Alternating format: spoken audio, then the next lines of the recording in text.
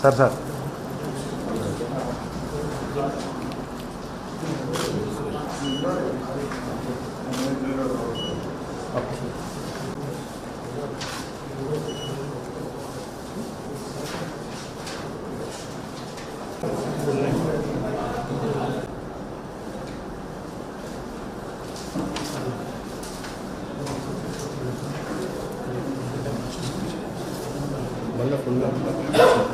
Black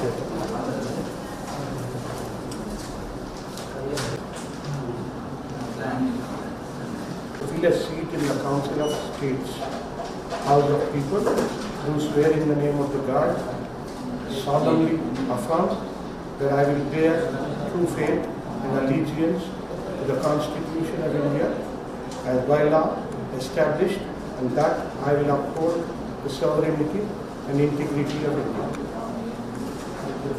Below also? Thank you.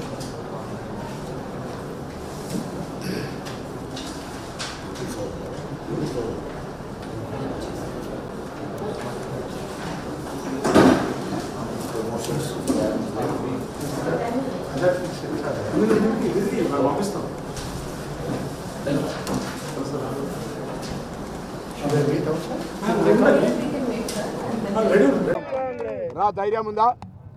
రా, ఏ తెలంగాణ బిడ్డకు నీ నల్ల సంపద 15 లక్షలు ఇచ్చినావు చెప్పు. రా, ఈ దేశంలో రైతులు నల్ల చట్టాలు తెచ్చి రైతులకు వ్యతిరేకంగా తీసుకున్న చట్టాల లోపల రైతులు చనిపోతే ఏం మాట్లాడినావు అని అడుగుతావునా? ఎందుకంత కంగారు పడతాడు నరేంద్ర మోడీ గారు? మొదటి దశ ఎన్నికలు కాగానే ఉత్తర భారతదేశం అంతా జరుగుతున్న ప్రకంపనలలో నరేంద్ర మోడీ ఓటమి తప్పదని దేశంలో ఉన్న వైషమ్యాలను సృష్టించే ప్రయత్నం చేస్తుండు. అర్థం చేసుకోండి, ఈ దేశంలో ఇంత పెద్ద మెజారిటీ ఉన్న వాళ్ళ కొరకు 10 ఏళ్ళుగా ఏం చేసినాడు? రామాలయం ఇంకా నిర్మాణమే కాలే, ప్రారంభము దాని అక్షింతలు. ఓట్ల కొరకు రాముని అడుగుతూ ఉన్నారు కదా. నరేంద్ర మోడీ గొప్పోడైతే 10 ఏళ్ళ ఈ దేశం కొరకు ఇగో ఈ యొక్క ప్రణాళిక చేసిన, రైతులకు ఉపయోగపడే విధంగా నేను పెన్షన్ ఇస్తాను ఇచ్చిన, రైతుల గిట్టుబాటు ధర కాంగ్రెస్ 22 పంటలకు ఇచ్చింది, నేను 30 పంటలకు ఇచ్చిన, ఇగో ఇట్లా ధర పెంచిన. ఏం లేదు, మాటలకే పరిమితమైన నరేంద్ర మోడీ ప్రభుత్వాన్ని దయచేసి ఒక్కసారి ప్రజలు అర్థం చేసుకోండి. నిత్యావసర వస్తువుల ధరలు పెరిగినాయి, శాంతి భద్రతలు కరువైనాయి.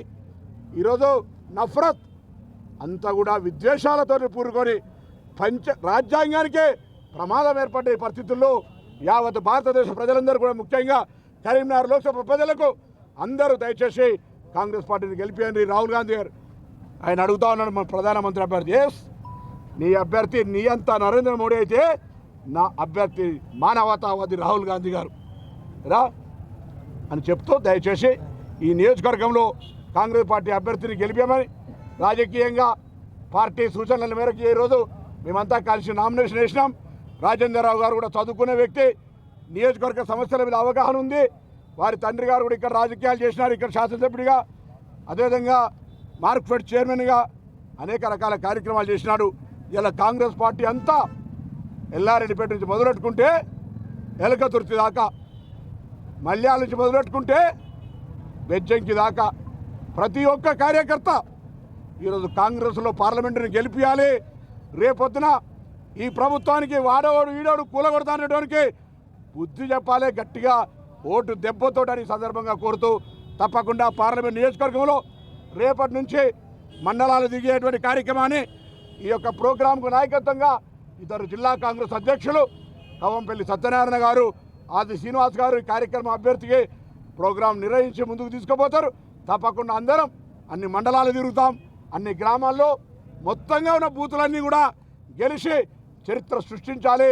కరీంనగర్ కాంగ్రెస్కు కంచుకోటాన్ని అండగా ఉండాలని ప్రజలందరూ కూడా ఈ జిల్లా అభివృద్ధికి మేమంతా ఆనాడు తక్కువ మంది ఉంటే ఇవాళ 13లో 8 మంది గెలిచినాం, ఈ లోక్సభలో 4 గెలిచినాం. దయచేసి మాకు ఒక్కసారి అండగా ఉండడానికి పార్లమెంట్ సభ్యుని కూడా కాంగ్రెస్ పార్టీని గెలిపియమని కోరుతూ అందరికీ హృదయపూర్వకంగా నమస్కారం చెప్తాను.